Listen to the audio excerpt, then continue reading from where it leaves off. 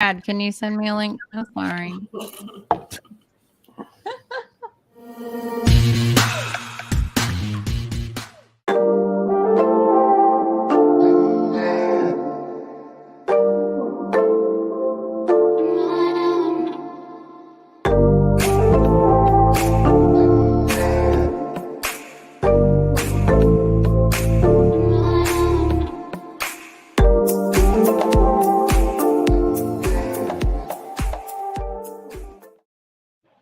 Well, hello, everybody, and welcome to Portsmouth Coffee Talks Evening Edition Show. I'm James Slim Overton, and I'm here with the regular hosts, co-hosts, Thomas the Colonel Chapman, and hopefully Leah will be on later. And I want to say first, Happy New Year to everybody. This is a new year. It's going to be an interesting year. So we thought we would start it off with talking a little politics. So before we get into that, and the Colonel is going to lead us off into that discussion. Before we get into that, we have some of our regular guests. We have Melissa here, we have Conrad, we have Andrea, and we have a special guest too, Dr. Eric Cavill, right? Good. Okay, and he's a professor at Norfolk State University. Let's see, professor of political and legal analyst, and you have a Juris Doctorate degree and a master's in library and informational science. Is that from Norfolk State or? No, actually, my alma mater, both undergrad and law school, is Southern University. Okay, shout it out. Shout it out. But you are right now, you are part of Norfolk State University. We have a few other people up here from Norfolk State, so shout out to them. And a shout out to Virginia Union University. I got the colors on tonight, so I had to represent as well. But anyway, Colonel's going to start us off. But before we start off, I want you to listen to this audio.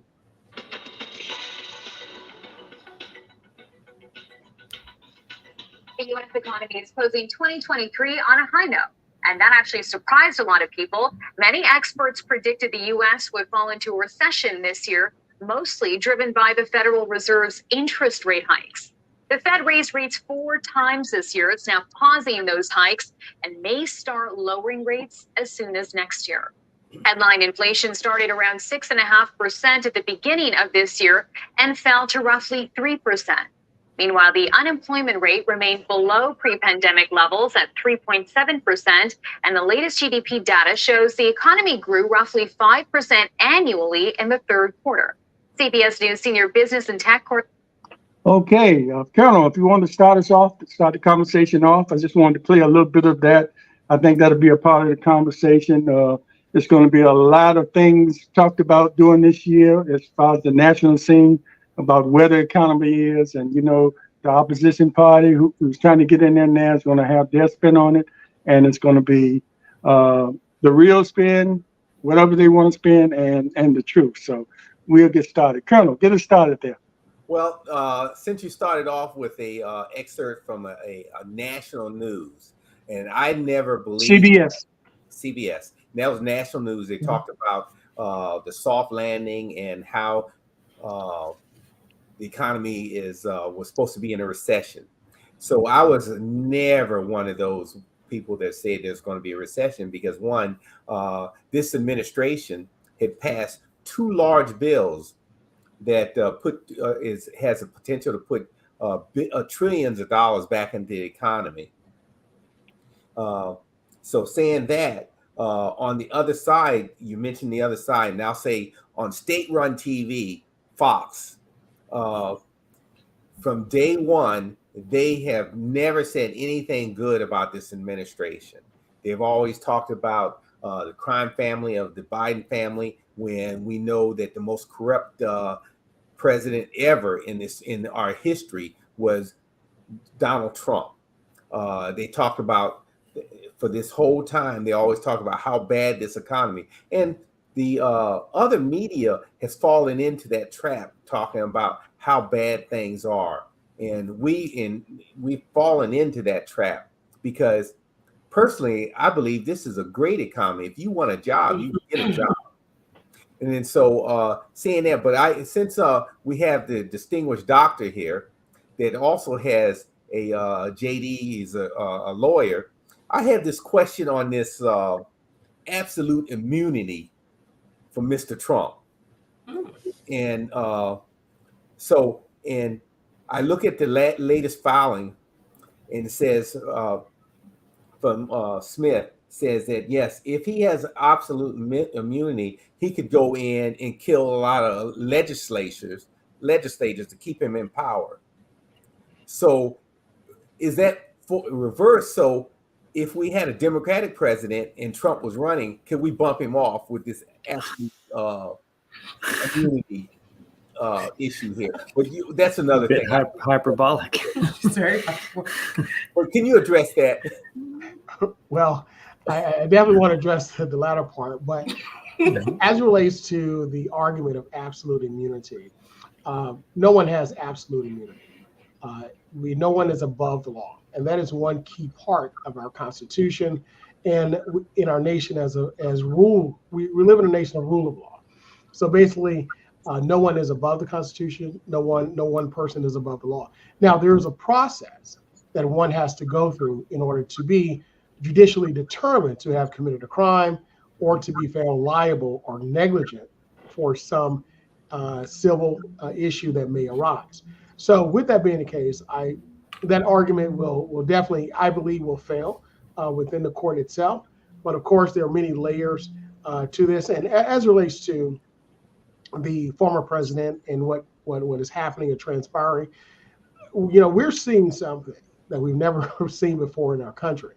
We're seeing a former president who's basically been indicted on numerous charges, that currently has cases going on in different courts in different states, in different jurisdictions. And not only that, but now we also have a movement of the U.S. Constitution to remove him from the ballot under a provision that was actually created during the Civil War amendments, 13, 14, the 15th Amendment. More specifically, the 14th Section 3, or what's called the Insurrection Amendment section of the 14th Amendment, which legislatively and historically was created to keep the former Confederates, which were those individuals that seceded from the Union and waged war against the United States because of that, to keep them from serving in office again, such as Jefferson Davis, who was the president of the Confederacy, and those that also participated in leadership or in the Confederacy itself. So what we're finding is that the former president itself is now in a position where the U.S. Supreme Court is going to have to make a decision based upon what's taking place in Colorado, in Maine, and just recently in the state of Illinois by private citizens. So now you have a state Supreme Court that made a ruling of 6-3 majority, removing him from the ballot. You have an elected official in the state of Maine, the Secretary of State, that removed him from the ballot. And now you have an Illinois private citizen group that has filed a petition and taken up in Illinois to remove the president from And ballot. North Carolina appealed theirs. Right, that they did appeal theirs. And of course, the group that filed in Illinois was rejected in Minnesota and Michigan. But you can see that this is going to continue until the U.S. Supreme Court makes a determination of that. So you said earlier that, we have the Supreme Court and it's a 6-3 majority. And now any kind of judgment that comes down, in my opinion, it already has two people that are going to vote in for Trump. That's Alito and Justice Thomas, because they're the most corrupt Supreme Court justice. Thomas should recuse himself. Yes. No, he'll never do that because he's already been paid for. So could you address this issue with Trump is talking about he's not an officer?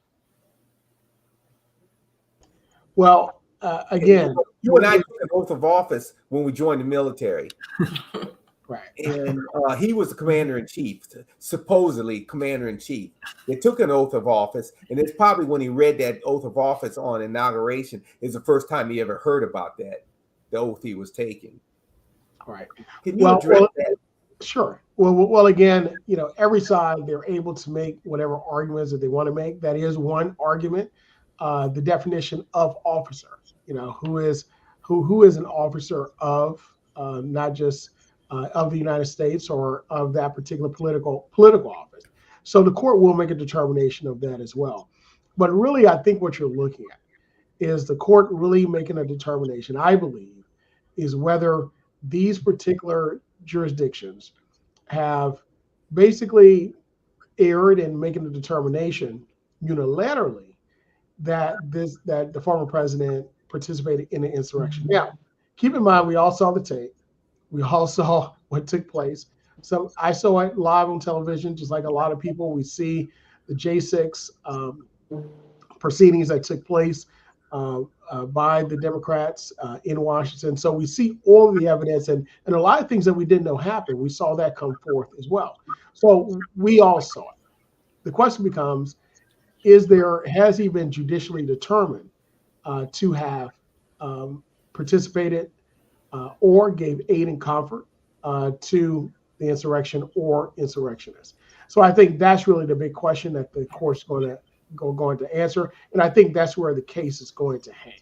But all the other arguments, whether it's an officer, whether he gave aid and comfort, all these things, those are ancillary to the main issue of whether or not he participated, he organized, or actually participated himself in the insurrection that took place on January 6, 2021.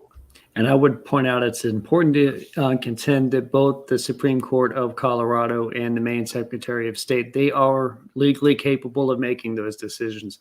That's what they're actually there for. The argument is whether or not they are right in their legal agreements. I believe they are, but it isn't a way to detract it by saying that they are not capable of making those decisions, which I've heard a lot of the past couple of weeks. That's wrong.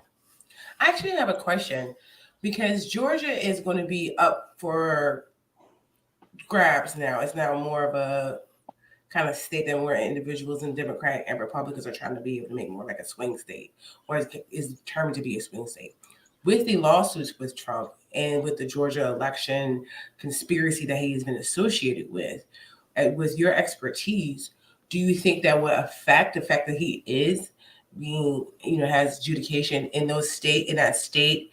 Do you think that would have any reverberable effects going forward when it comes to his but do you think Georgia would then take the next step as well, like Colorado and like Maine, to take him off the ballot? Well, it's a very good question. And it really determines what the political slate is in each of those states. And at this particular point, I don't believe that Georgia would unilaterally by their officers, because they are mainly Republican, actually go that step like the state of Maine. However, I do believe that you will probably see private citizens file some type of action in order to do that. But ultimately, as it relates to the president's electability or ability to be the candidate, the nominee for the Republican Party, it's very strange, but the more legal issues that he has, the higher his ratings go. His poll numbers. Yeah. And we're finding that, there are those in the Republican Party. Some have said it verbally. Governor Sununu, of course, former Governor Christie, who's also candidate for the Republican nomination. He said that if they continue on this route and take him off the ballot, he'll be looked upon as a martyr by the voters. Currently, we know that he's leading by 60% in some states, ultimately over 50%. Over 50% of eligible voters are solid for this former president to be their candidate leading into the election. And as one thing about this particular candidate, and most of you know this, but for individuals that are listening on the show, in 2015, here on the local show of Another View with Barbara Ham Lee, myself with several other commentators and political pundits, was asked at that time who they believe would receive the Republican nomination. And at that time, it was 17 persons running for the nomination in 2015. And I was the last one on the show. And I said, listen, there's this guy named Donald Trump, who's polling last, by the way. that's going to be the nominee. And no one, of course, believed me at the time. A lot of my colleagues laughed, and it was funny at the time. But I said, what's happening is that there is a movement that's happening outside of the public. Is what I call the underrumblings, or individuals that are on the edge. And what's happened is he's given voice to those individuals. And of course, after Ted Cruz conceded, I came back on the show and said, listen, Hillary Clinton, she's up by 20, but those numbers are closer. It's a dead even race. I think he's going to win. And of course, he did win. And what we see now happening is, again, see what's happening on the fringes rise to the surface, and he's giving voice to a lot of these individuals. It's called white rage. That's what it's called. It's called white rage. And part of that is, I believe, that's happening is that you're seeing. You mentioned, you led off with the show with the economy, and with the economy, we heard about the soft landing. But keep in mind, we are $34 trillion in debt. I personally thought years ago 25 trillion was the magic number, but we're $35 trillion in debt. That's a lot of money. We're at a point now where we're borrowing money to pay the interest on the money that we owe. And we're selling treasuries across the world. We're still the most stable economy in the world. So it's a lot of, we can pay it. We just got to get the tax code right, and we have enough revenue coming in to pay it off. But that's another show for another day. But the real issue, I think, is if the economy has any hiccups this year, and immigration, if the immigration policy is not really addressed properly, to the point where it's stopped enraging Democratic voters. If you take a look now, even you'll see this on various news outlets and shows. You can go YouTube it. Even citizens in the city of Chicago, are outraged at the overtaking of their communities by immigrants that are coming here. Now, again, they're allowed to come because of the policies that we have, but the country is not really set up to receive a lot of those individuals that are coming. And I think that's where the frustration is. And I believe that if there are going to be two issues that really cost the Democrats the election, there's going to be the economy and immigration. Okay, I have another question. So it's kind of twofold. So this is for everybody. The first part with the economy, Axios is reporting that with 2024 coming up, they're expecting that inflation is going to be closer to around, that the Fed is going to lower the interest rate, but it's not going to go substantially lower. We're not looking at 3 or 4, 2% like we were looking at after the 2008 housing crisis. And they're saying that inflation is going to hover around 3 to 4%. We also have a 12-year high of credit card debt, not to mention the student loan debt that has never been resolved and that is still ongoing.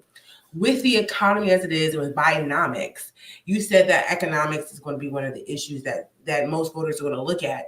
And based on some of the polls that have come out, the everyday American feels that their pockets are horrible, but it's not as good as it was under the Trump administration. So, Andrea, stop taking my words out of my mouth. But so what for the economy segment, like what is your comment on that particular issue? In addition to when it comes to the immigration, Tucker Carlson put a whole New York Times thing up about, he's the great replacement to the traditional news institutions, which was a big open dog whistle, but open to the great replacement theory that he's been marketing for years. He knows what he's doing. He knows what he's doing. Yeah. So this twofold. So what is your the panel's perspective on the economics, and then with immigration, how, as she greatly said, white rage. Let's say greatly white rage on the great replacement theory that has not only caused a lot of issues when it comes to the the influx of individuals coming into the country and how they're being treated when they get here, and the level of high rise of crimes and mass shootings that have been associated with the replacement theory, like Buffalo and the one in New Zealand, the one we had here at synagogue. So please. I would love an opportunity. Well, jump in, Melissa. Thank you. The first thing I'm going to say is there's a few things because Dr. Claville spoke on multiple things that I'm like, can I talk here? And I'm like, okay, so one of the things with this, I don't anticipate Trump coming off the ballot. And for me, when I look at it about the insurrection, I say Andrew Johnson was president, which after Lincoln was assassinated, which essentially allowed our government to be led by the Confederacy for generations. And so why anybody thinks for 1 second that we literally had the president already who is a leader in the Confederacy. So I don't see Trump. I don't see Trump coming off the ballot. I don't think we should anticipate that. But beyond that, in the white rage from that exists and permeates in this country till today, the economic side of it is what I was going to say, Andrea, as well, is that I don't want to lose sight of how economic policies take a while to, for lack of better words, because I hate Ronald Reagan, go down. Right. It takes, I always say 2 years, right? So when Biden took the office, we were already in a crisis, right? We did stimulate our economy, but then that stimulation stopped. And also small business owners like myself, we have noticed that since I would say the end of 2022 into 2023, right? And it doesn't trickle down to the working class very fast. So that's why, like for the CHIPS Act as example, the CHIPS Act is fantastic. It's bringing jobs. We're going to be making manufacturing chips in this country. The Biden administration passed that with our legislators. Yet you have to build those factories. You have to build that infrastructure. That all takes time. And people are not patient when you're talking about their pocketbooks. And there's no control over the late stage capitalism in this country that we're experiencing right now, and the price gouging from food. And I would just like to also interject about the immigration. And when you talk about Chicago as an example of being inundated by immigrants, which are undocumented individuals, they are being shipped by the busload by a governor. And so for people to stand on a platform of any kind to say that the immigration problem, yes, we do have a problem. We have a crisis at the border, but that is because the Republicans failed years and years and years of failed policy and failure to pass effective policy. So Ronald Reagan, who is like Republicans' favorite, especially even your modern conservatives right now, like they just love Ronald Reagan.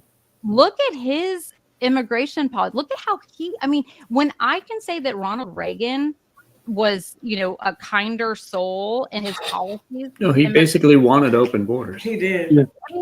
Yeah. You know what I mean? Can I step in for a minute? Melissa, can I step in for a minute? I think Dr. Carpenter told me he might have to leave at 7:30. So I just wanted to give him an opportunity if he wanted to address that before he had to leave.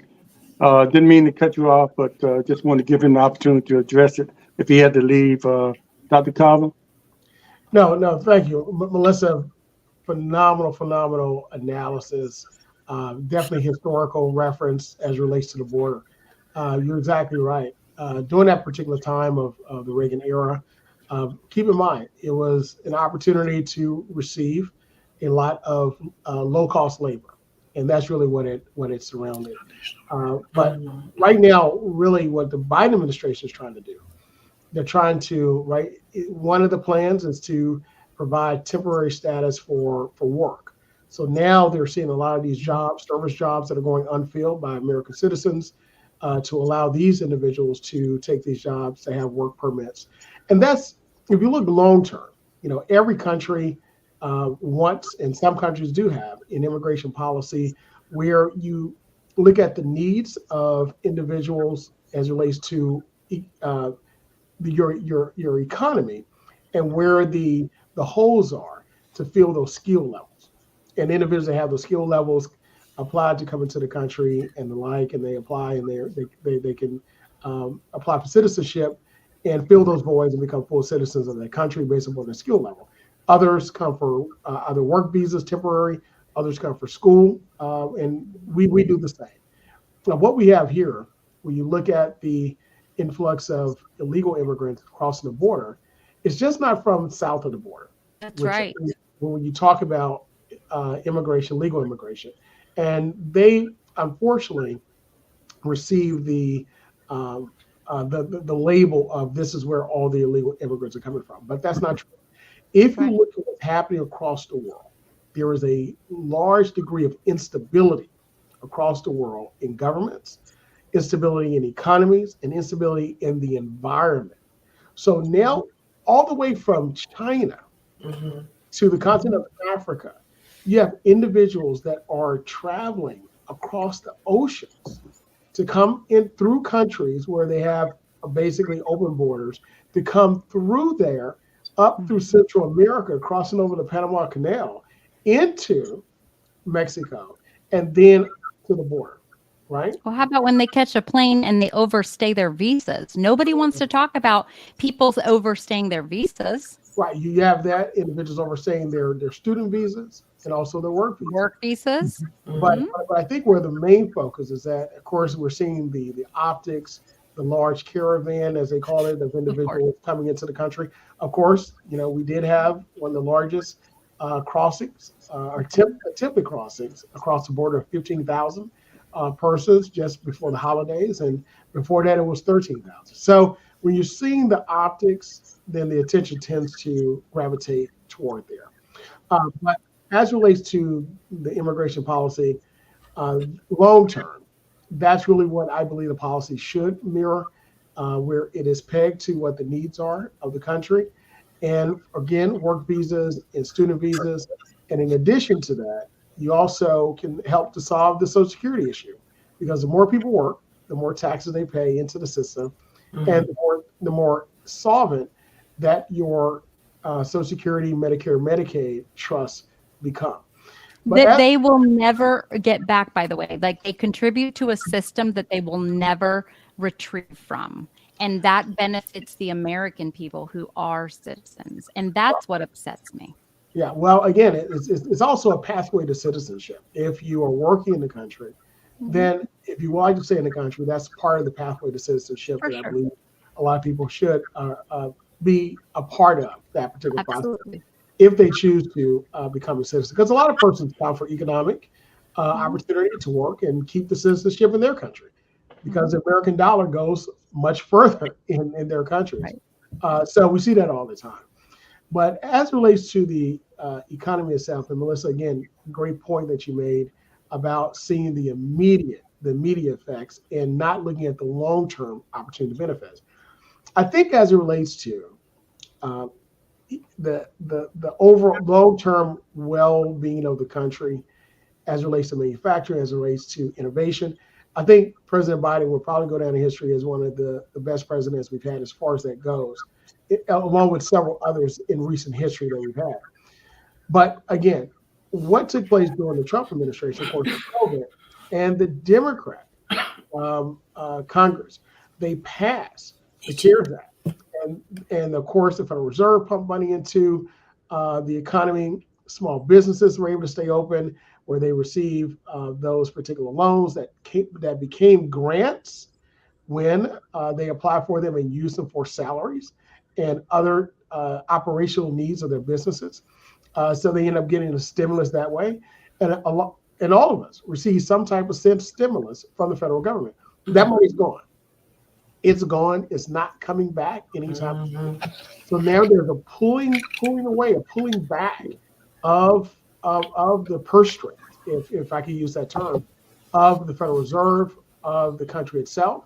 And interest rates are high. Interest rates are going to go down, but prices are still high. Everyday prices. Gasoline, it's going down. However, food prices are up. They're still up. So a lot of persons' housing prices are up. Mortgage rates are still up, still high. Since I've been buying homes, almost over 25 years now, I've never seen mortgage rates this high. So individuals who are coming to the housing market are experiencing this shock and awe, if I can use that term, as relates to the prices. So, the economy itself is going to be a major issue because of the immediate turn of the economic policy of Biden. Now, Reuters just came out with a report, and this is the canary in the coal mine, basic economics. But if you look at bankruptcy filings, report, U.S. bankruptcies filings surged 18% in 2023 on the back of higher interest rates, according to Reuters report, tougher lending standards, and the continued runoff of, as we stated, pandemic era backstops. Now, when medical, absolutely high medical bills because of COVID. People are still having to pay those charges now, and they're uninsured. Andrea, you mentioned student loans. That student loan forgiveness across the board never came. So now individuals were waiting 3 years, and they are like, "Oops, I've got to start paying those loans again, or I got to start paying them for the first time." And in addition to that, we mentioned prices earlier. So now total bankruptcy filings, according to Reuters, we're finding that this will increase more than likely on the same pace in 2024. That's personal Chapter 7. Chapter 11, bankruptcy or business reorganization filings, they shot up by, guess how much? 15%. 72%. Wow. According to the Reuters report, to 6,569 from 3,819 the year before. So that makes sense. That makes sense to me because there's a difference between your 11s and your 13, and there's I think a lot more encouragement to do reorganization. Especially, there's probably more leniency to do reorganization than there has been in the past, where the bankruptcy courts have really put you into a pretty much a Chapter 13 bankruptcy to pay back all of your debts versus a more empathetic. I think Chapter 11 is a little bit more empathetic process to reorganization for a small business owner. So, that really tracks with the pandemic and where business owners, especially with all the people that were stealing the PPP loans. Like Tom Brady. But this also goes, just really quick, I want to get your opinion, Doctor, before you leave. But that also goes back to what I was saying with like you were saying, Melissa, 2-year gap. All of these things are going to start transpiring and already are occurring right now in 2023, going into 2024. And so all of this is laying at the feet of the current president, even if the average layman, the average normie is not going through Axios and Reuters, and they're not going through that. They're watching their local news or Fox or MSNBC and getting those type of information.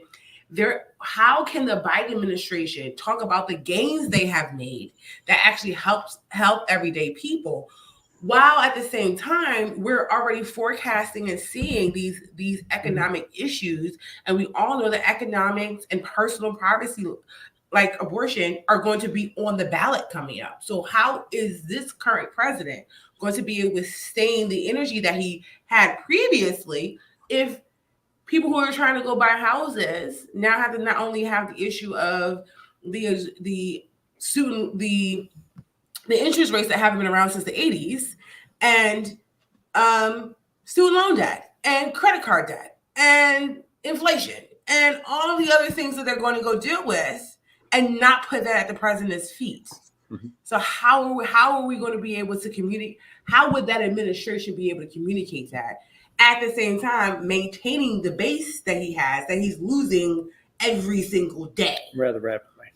He's losing Black people, young people, Hispanics every day rapidly. And they're not necessarily going to Trump. They're just not participating. They're more interested in going to third parties and not participating. So how would this?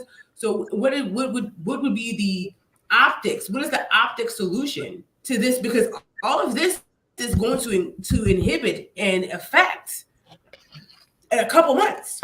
January is here. We all know how fast time flies. Right. It's good. The election day is going to be here in no time. Absolutely. Well, Conrad, you mentioned a very good point there. It's really the biggest threat to, I think, the Democratic Party and the turnout for 2024 is voter apathy. And the question becomes, will they actually vote? I believe there's an article in The Hill that I read last month regarding that, where, that's one of the major issues. And to your point, Andrea, you're exactly right, where you're seeing all these now issues, basically where there was a backstop to all of these obligations. Now, keep in mind, the economy in the country really wasn't in the best state, economically before COVID. COVID really, from a financial standpoint, helped a lot of companies, a lot of organizations, and a lot of people. Now, if you were savvy, if you were smart, and blessed not to be stricken with COVID, even if you were, it wasn't terrible, and you were able to really look in the future and say, hey, this is where we are, this is where we want to be, these are the opportunities through the federal government programs that we can utilize to help ourselves at this particular point, then you ended up in a good place. But there were those that did not. Many did not, because of immediate needs that you have to meet every single day.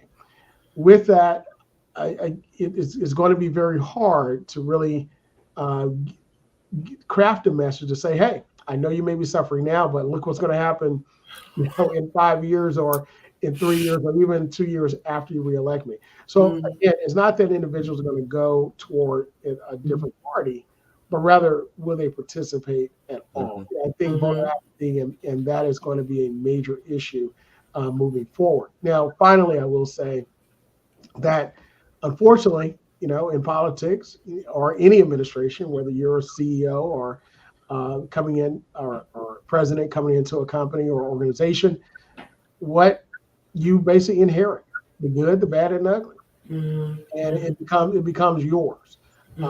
Basically, you have to come up with the solution. You have to come up with the fix, and be able to communicate that as well. The buck stops here.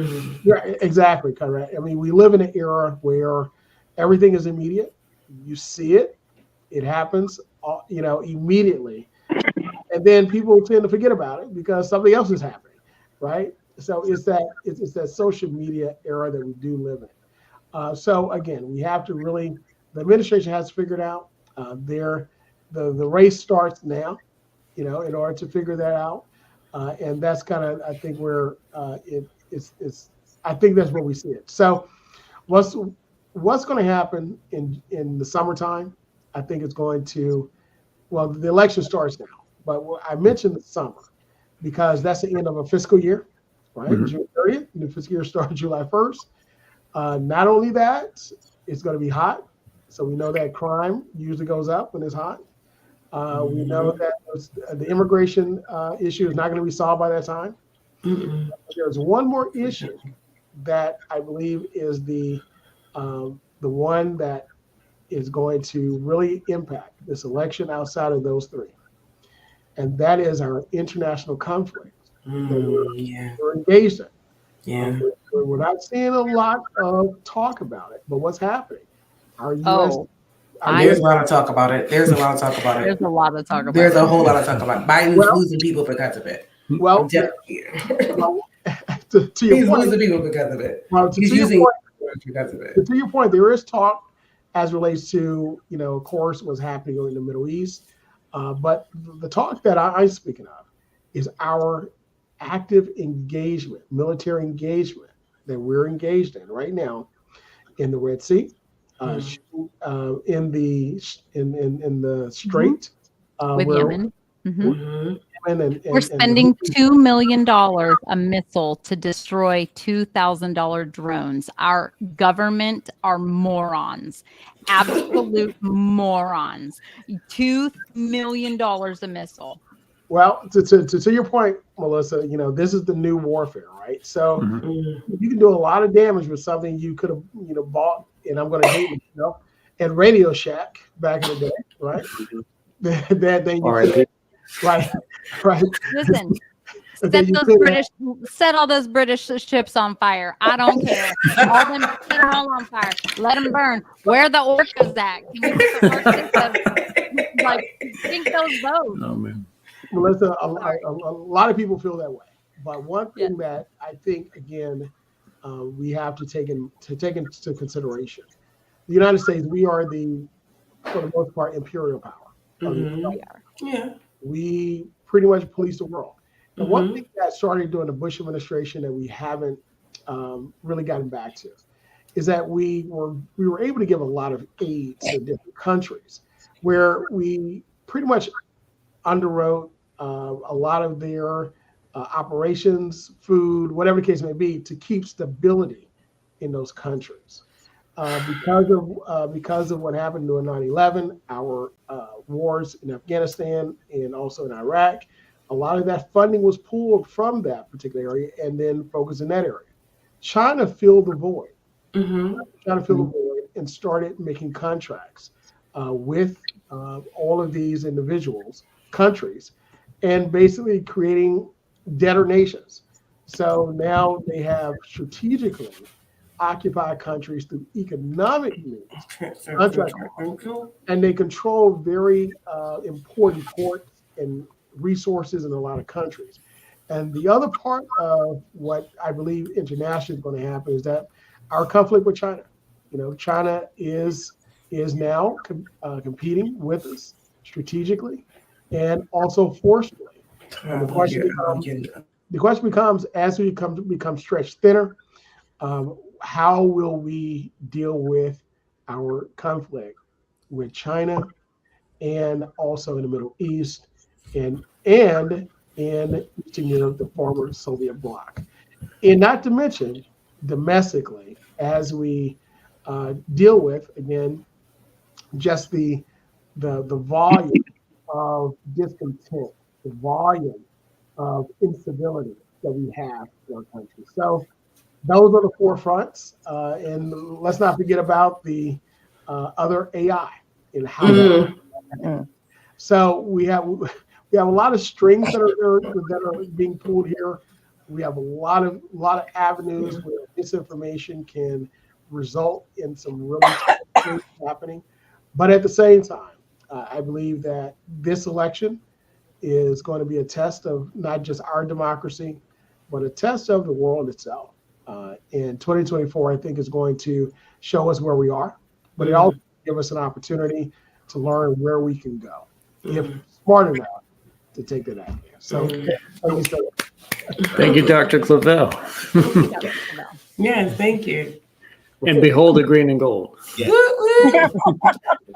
But I do got one follow-up before we let you go. You talked about all these pillars, and you talked about our first one is immigration. I don't believe the Republicans want to solve or do anything about immigration. Never did, never will, because they'll just throw it out there. And then you talk about the economy. What will the Biden administration do when you have a party, especially in the House, that wants to destroy the economy by shutting down the government, making all these arbitrary cuts, Ukrainian cuts, to get money out of the economy, and just to slow everything down or either stop everything? And then second one is we talk about the military operations, how it's an effect, but then you have a Republican Party or the Confederates, especially in the House, and some of the crazies in the Senate, like in Ohio and stuff like that, that because of these isolationist views that they have now, that they will deny funding for, one, Israel, two, even more so Ukraine, which is more important because they are taking down Russia and degrading their military that was been our longest adversary out there. So can you address that for me? Sure. Well, it's really all politics, right? So keep in mind the bills will get paid. The question becomes who gets their money first. And with that, it's political posturing when you talk about what's taking place right now in Congress. But the Republican Party in Congress is really I mean, they're internally, they're not the strongest. This happened and started during the Boehner administration as Speaker of the House. He found it very difficult at that time to work with the Tea Party, and then from there became the Freedom Caucus with Kevin McCarthy, and now you have Johnson with it as well. So again, political posturing, but the bills will get paid as far as that goes. But the question becomes who gets their money first. And really, again, when as I tell elected officials, or candidates that want to become elected officials, there are 3 rules that you have to abide by. Number 1, you got to get elected. Number 2, stay elected. And number 3, get reelected. And everything else happens outside of that, or you're not an elected official. So, everyone is protecting their district, protecting their next, but at the same time, as a collective, and I think that's really what you're getting at, Colonel, as a collective, the people that really suffer when politics is paid are the people on the ground, everyday people. But the voice that we have, the most powerful voice that we have, is our ability to vote, our ability to assemble, and our ability to make our voice heard. Because again, you're only elected if you get reelected.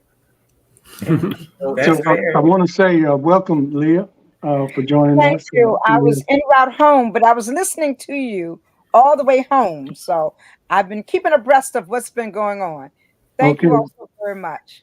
Okay. Would you like to you have any comments?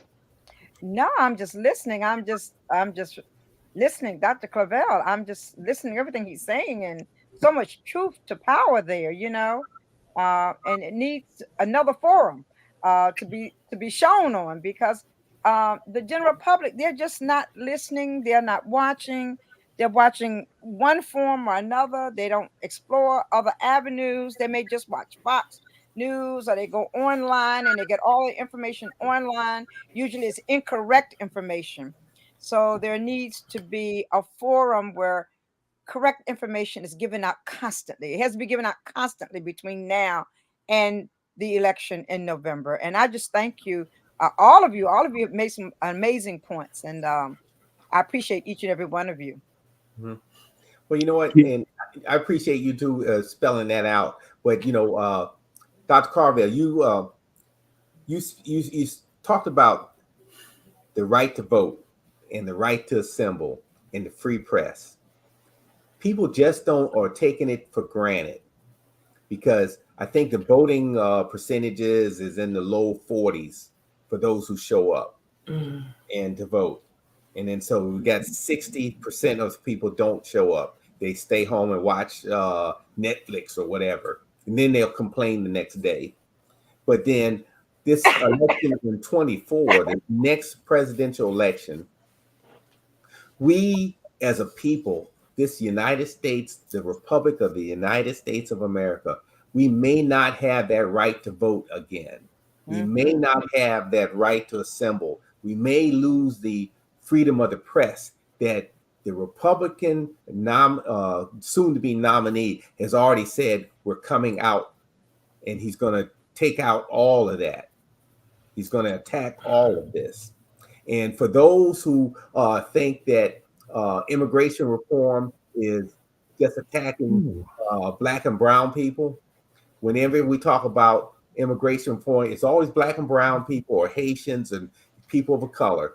But I think Andrea talked about the Great Replacement theory. Yes, we don't talk about those from Asia. I mean, from Europe coming over, blue-eyed blondes coming over here and overstaying their visas and everything, work visas. That Great Replacement happened in the 1600s. Mr. Trump has already stated, once he gets done with this deporting all the Mexicans and the Hondurans and everybody coming from the border from this from down south, he has already come out and said that he is going to quote unquote, I am going to get those riggers. You know who those riggers are. So if you think you're going to hide the folks that are classified as riggers, and that's his quote unquote, and he's going and he says he's the best thing for the Jews. It's going to be your turn. What are you going to do when it's your turn when he comes to get you? May I piggyback on that with also his comments on how individuals coming from Asia and Africa are ruining the blood of America that has already been attributed to Hitler, that he's been using twice and Mussolini, that he doubled down on, just to get the area clear. What say you, Hey, Doc? let me ask this stuff. Let me ask this question of Dr. Thank you for your patience, sir, because we're giving you all types of questions. Yeah. Well, we have someone of his, we just have to take advantage of it while we have him. But I want to ask you, you're a professor at Norfolk State and you're teaching those young minds. You have the radio program, In the Water. What it's called? In the Water, is it? Yeah, State of the Water. State of the Water. And also the Clever Report, Law, Policy, and Policy. Right. So you always informing, and I listen to all the people up here, and everybody up here. I think they also have other platforms that they use to get information out. How important it is for people like us. We talk about those people that have those closed minds, or people that are not listening or not informed. How important is it for us to make sure we do our due diligence and getting the word out and as often as we can. That's why I wanted to start this show off early, talking about it. So often we wait until March or something like that to really get into what's going on, or wait for everybody to declare. The conversation needs to happen now. So how important it is for us to get out there and do what we're doing right now and do it often. It's extremely important. And you're exactly right. You have to really diversify what you're listening to.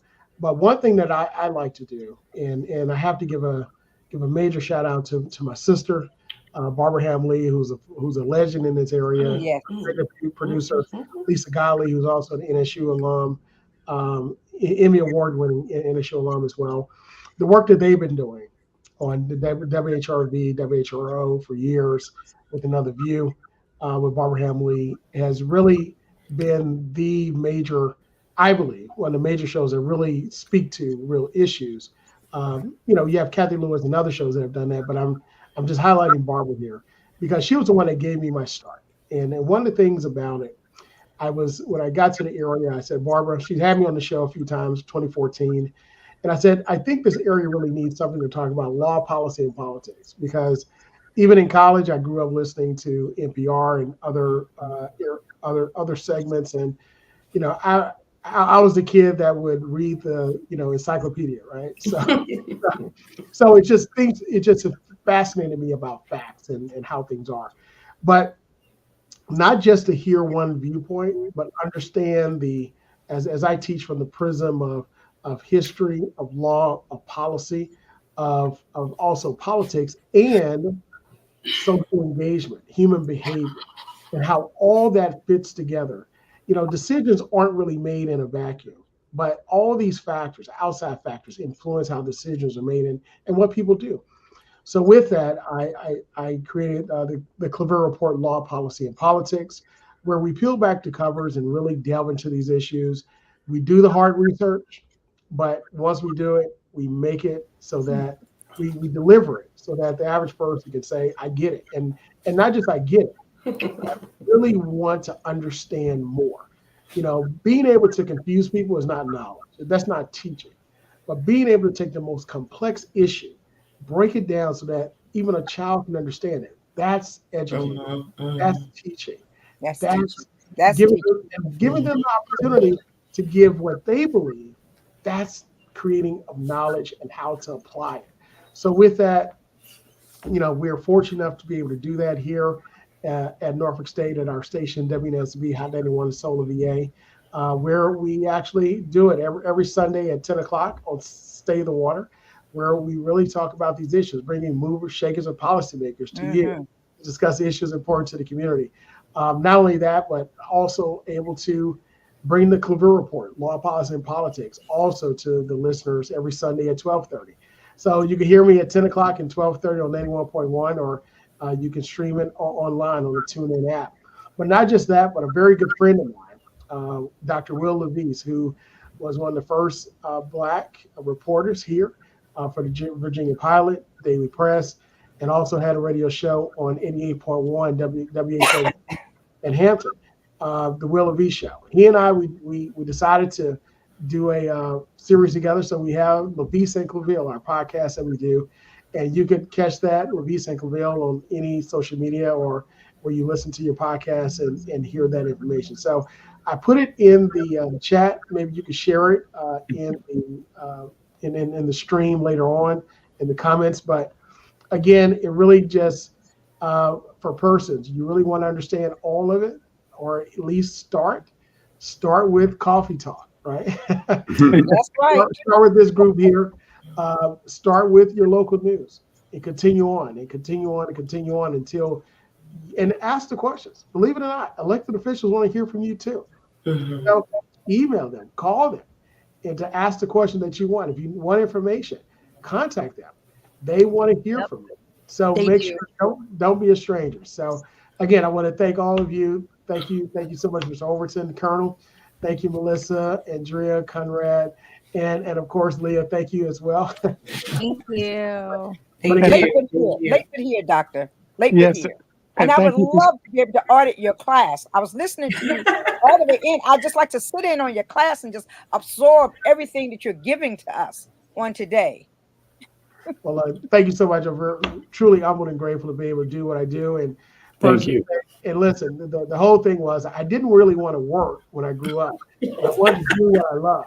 So I'm serious. I'm blessed to really do what I love. I do it from sun up to sundown, but I don't call it work. I just call it a lot of hard work that equals love, right? That's it. But I love every minute of it. And thank you so much. And look, if you have me back, just please invite me and I'll come. Oh yeah, we'll be in touch. And thanks for staying a little longer than you anticipated. We appreciate Sorry, that. we hijacked you. It was great. Oh, thank you. It just comes with the love of doing the job. All right, thank you so much. Thank you. All right. Next time. Yeah, and he's right. Dr. Claville's right. I'm sorry, James. I was saying, like, there's politicians. If people knew how easy it was to like connect with a politician, if an elected leader in your community, they do want to hear from you. I mean, listen, politicians are. I say that all the time. Yeah, right. They're the biggest egoists. They want to talk to you because they're like me, please. Like, generally, politicians are the pick-me's. They are 100%. They're the pick-me's. Yep. So we as constituents have to take advantage of their pick-me behavior. But you know what, Melissa? The thing is, it's the exact opposite on the national and most of the time on the state. You're right. There's a lot of guard dogs. They do not. If you ask them a tough question, then you have security escorting you out. Nikki Haley. Or they don't answer and they ride down the elevator and act like you're not answering. Yeah, that's after they played dodgeball with you. Or they're on the cell phone and don't realize that you can see that they're not really on the cell phone. They're not really talking to anyone at all. Nobody said politicians were smart. But you know, one of the easiest things to do with all the tools that are available is to do your own fact checking. I think if everybody took advantage of that instead of just taking in everything that somebody says, or even fact check what you hear on Portsmouth Coffee Talk, you know, and just check it for yourself. Because if everybody fact check what comes out of his mouth, there's not enough internet for that. Yeah, it would be never. They have fact checked. You would have to sleep for a week after all that fact checking. And after they fact checked him. Fact checking. They need to make sure that they check multiple sources. Don't just check one source. Oh, yeah. That's why I said all the tools available out there, you know, all the different avenues that you can go down. I listened to him today. I just wanted to sit and listen. He had something. He's in New Hampshire or something like that. And it's the same thing he's been, you know, he just does the same thing he's been talking for the last 5 years. And just like throwing up against the wall and it's sticking with his base. They love him. And like what Ms. Leah was saying, when you check multiple sources, check the opposing side too. So Yeah. you understand what they're Exactly. talking about. I Check listen, everything. Oh Andrea, yeah, I you have listen to know too much that. You news have to know that sometimes before just you so I can can be hear what they're effective. saying. Mhm. You know? Mhm. Yeah, Trump is a piece of work, but he is on par to be the Republican nominee with all of yes, his he is. craziness, Yes, he is. everything that's happening, his lawsuits, the fact he hasn't done one debate, the whole shenanigans. He's still And he on doesn't have par. to either because they already are sold to him. They already like him. Yeah, his base is addicted. And the thing that hurt the most are the Christians, the evangelical That so-called is the most so-called Evangelical white Christians Christians. who That listens confuses to me. and sees the things this man has done, but yet and still they stand behind him 100% because he may talk about one thing that they have an interest in. One thing. That client One list thing. coming out today. I know. That client list came out. Apparently it's Oh, out. oh I guess Lord. that client list come out. And I mean that's I mean listen, Trump has lied on record like 33,000 times or something. I mean it's absolute bananas, but the thing is that again, I just it gets into people want to be mad. There's not everybody, but there's people that just want to be mad. They want to be mad about what their economic situation is. And it's really easy to blame it on the president, right? Because he's our like national figurehead. And it is such a polarizing, it's such a polarizing time right now. And I just want to know, the average age of the people answering the phone for these 7,000 polls. Because listen, y'all, I feel like only these Called people. me. You know it. You know the age. Listen, it's got to be It's 70 and people up. over which the I'm like, age of 35. like 70. I'm like, listen, I know I'm 60-year-old over the age of 35. I hadn't got a That's call. fine. Yeah, I but got a call. you gotta. Who is answering these calls to where we're getting 50%? I just can't believe the hype. I think All it's too those early. polls It's too are early for the subjective. polls anyway. Yeah. It's much too early. Yeah, I've gotten several polls, but when you tell them, say, if you say you slip and say you're a Democrat, it's off. If you say you're a minority, that we don't need you any, it's off. So these polls are set to get one side, and that's what people aren't getting there, and you have to look at it that way. And they're not scientific. Well, the links and stuff, like, I'm getting, are y'all getting a lot of like text messages with like surveys? I mean, that's suspicious, right? And I think less and less people are clicking on those kind of things. Mhm. I don't know. Yeah. I don't believe it. Yeah. Well, I want to thank everybody for being on, and we will continue this. And before we go out, I want everybody to briefly tell what they're looking for the new year, as far as political or whatever you want to, however you want to start the new year off. I think politics is something that's deep embedded in all of us, and I think that's going to be a big part of what we're going to be doing this new year, especially starting this early. But we'll start and go around the panel and just see what are your expectations for the new year. I know you talked a little bit about it today, but and of course we have to hold Biden accountable as well. But we also have to make sure that we let people know some of the things he has done since he's been in there, or dispel some of the mistruths that come out about him, and expose the real Trump. But anyway, going around, I'll start with you, Leah, since you. Well, my thoughts about the future as far as this political situation is concerned, I just think that my focus is on speaking out and speaking up. I often have posted on my mirror, I think it was Martin Neal, I can't get his last name, but anyway, where he wrote, first they came for the communists, and I did not speak out because I was not a communist. Then they came for the socialists, and I did not speak out because I was not a socialist. Then they came for the trade unionists, and I did not speak out because I was not a trade unionist. Then they came for the Jews, and I did not speak out because I was not a Jew. Then they came for me, and there was no one left to speak for me. And I think that if we all operated under that premise and speaking up and speaking out when we see wrongs being brought onto any group of people, We need to speak up out, and we need to speak loudly so that people can hear our voices. We can't sit back silently and allow the lies that are coming out of the mouths of Trump and many individuals within the Republican Party.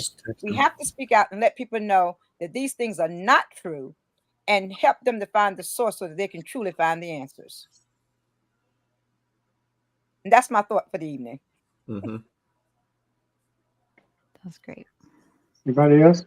Well, I'll go next. So, Leah, you just said something I said earlier is what are you going to do when they come for you? Exactly. Yes.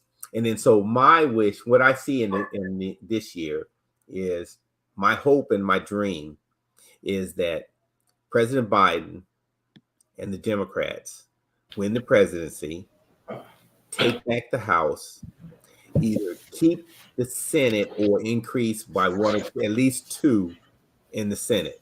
So they have all united government. I also wish that and hope for that Mr. Trump gets his trials and that he's found guilty the way he should be from what I read now, and that he goes to jail. And I also wish for his demise because of these. And that is it. He goes to jail, and that is it.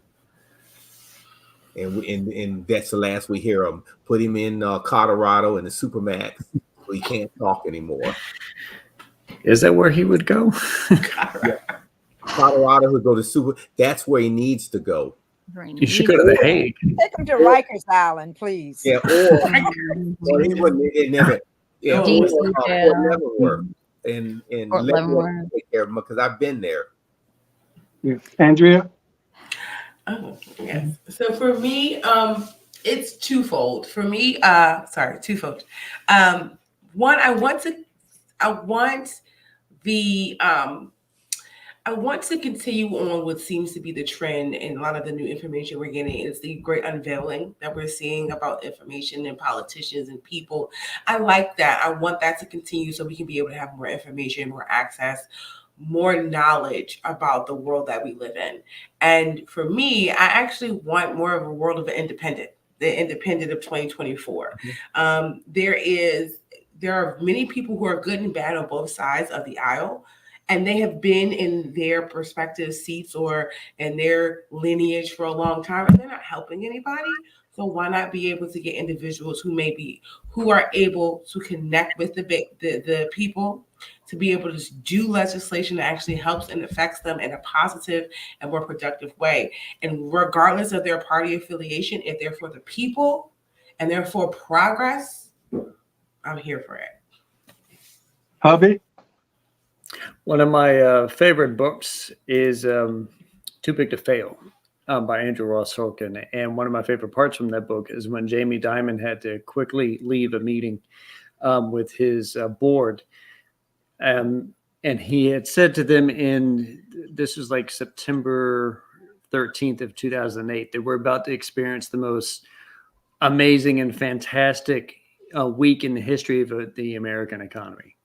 I want to take that energy into 2024 and to think that we're about to experience probably the craziest, most entertaining, but important election cycle that we've probably ever seen. And I don't want to say that in the vein that like this is the one that's important, like you might have heard in Fox and MSNBC the past 10, 15 years, because I'm just talking about how we might see things we haven't seen before. We saw a lot of the repeat in 2008, 2012, 2016 in terms of the usuals, but we're possibly going to see constitutional crises, stuff like that we've never seen before, involving the very most prominent politician that we can offer, which is the President of the United States. So I do want everyone to stay tuned as much as possible. Okay. Melissa. I think that just leaves me. Well, I am going to be very focused in 2024 on Virginia Beach's school board and city council races, primarily school board. And politics has already started for me because on January 2nd at 12:01, I helped us get Sharon Felton up on the ballot for at-large school board in Virginia Beach, which is really significant because based on candidates that I know of that are running right now without anybody else coming into the race, if we do not get Sharon Felton on the ballot based on the candidates that have come forward, we will have an all white, with exception of one member who is Asian, board member in Virginia Is Beach. Bev running again? Bev is not running. No, the only at-large seat is going for Sharon Felton. As far as, who I'm supporting, put it that way. And so it's just really important to have representation on our local school boards. And I am going to scream till I'm blue in the face that people really need to get involved in local. You need to understand who your council people are. You need to understand who your school board person is, because we politic every day. When we hit a pothole, if you have to call for bulk pickup, recycling services in your city, and we aren't paying enough attention because we're really focused on the, higher level offices a lot of times. And I think there's going to be a lot of benefit this year with the presidential. There's going to be all eyes on politics because of the presidential, to the point that people are going to be really tired of politics, but, and just be like, I just can't wait for the election to be over so people stop calling me, or we have to stop seeing these ads on our televisions and on our radio, in our radio and stuff. So, I just really encourage, these are the seed seats for the people who make your laws in your state. And then those seats are the seed seats who make laws on a national level. And we need to start really paying attention. And like Andrea said, this is not about partisan politics. The problem in this country is that we have a duopoly and we do not let enough voices be heard. I'm a huge fan of ranked choice voting. I think it's something we need to consider. So 2024 is going to be local politics, working to educate people on the benefits of ranked choice voting. So it's something we can get a little bit more traction on for community members to understand that we're going to continue to be in the same boat until we get out of the duopoly. Amen. Okay, thank you. And let me get back to and I'm glad you mentioned that, because as we go forward, we're going to talk about national politics, but it's important, the local politics we're going to have to bring up, and hopefully we can have people from all 7 cities up here as part of some of our panels, because regionalism is going to be important for the Hampton Roads area. I think we've kind of gotten away from that. We're not doing that too much anymore. So it's going to be important for us to be just as involved as far as conversations or boots on the ground with our local politics, especially here in the city of Portsmouth, where we have 3 council seats coming up and the mayor's seat. So we've already have one of our council people that have declared running. And of course, Shannon is running for his seat, and then the vice mayor is running for mayor. So we already have that out the gate. So no telling what's going to happen after that. So is DeAndre up? Excuse me? Is DeAndre? We don't know yet. We'll have to wait. His seat is up. His seat is up. He'll probably talk to the colonel first before he decides to run. Not to the colonel. He definitely won't talk to the colonel. We have our mayor and 2 city council people running against the mayor in Virginia Beach. It's going to be wild. Yeah, it's going to be wild all over the Hampton Roads area. So it's going to be a lot to pay attention to, and hopefully we'll be able to get some other subjects in that next month, Black History Month and a hard month and things like that. But in between, all the issues or subjects we bring up, politics seem to come back in. It's a part of everything that we do, politics. So we're going to be very intentional in making sure we keep that conversation going. And hopefully we can share enough information where people will be encouraged to inform themselves about what's going on so they can make informed decisions come November. But thanks for everybody for coming on, and we look forward to having you back. Andrea, glad to see you here. I'm sure we'll see you again. Yes, I miss your face. Nice meeting you, Andrea. Yes. Nice to see you, Leah. Good seeing you, Melissa. And Conrad, of course. Yes, nice to see you too. Thank you all for welcoming me, and I miss you, Melissa. I love you. I'm gonna try and jump on a cat call soon. I promise. I had one more question. How long do you say Happy New Year? February, maybe. I would say usually to the end of the first 2 weeks of January. Oh, I mean, I don't really say it unless somebody says it to me. So I always wondered that, I don't want to be March saying happy, but it could be June. It's still a new year, right? Till the new year. I don't know, but can somebody set up a Dr. Clavel and I like a one-on-one? Because like I definitely like or a two-on-one, maybe Andrea and I a two-on-one. Because I was feeling that energy and I was like, I think we need to have a conversation with Dr. Clavel. And you know what? We just need a moderator. That's all. Yeah, he'll come back. I nominate myself. Let's do it on Shares Who. Yeah. Yes. Don't forget to watch Shares Who and support small businesses. Yep. All right. Thank you. All right, guys so everybody, much. take care and have a great day. And Thank you. this weekend, go Cowboys. Hold on, you're breaking up, just like they will in the playoffs. Got a bad connection there? Put the mic off. Put the mic off. Go Eagles. I didn't even know they're playing. I like. Oh man, and we were having such a good show. All right, everybody, take care. We'll see you next time. Thank you. Take care.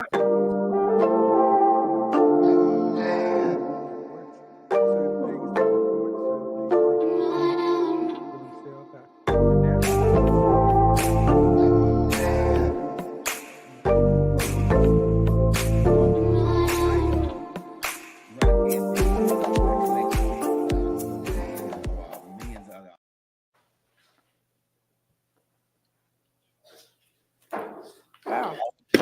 Thank you, guys.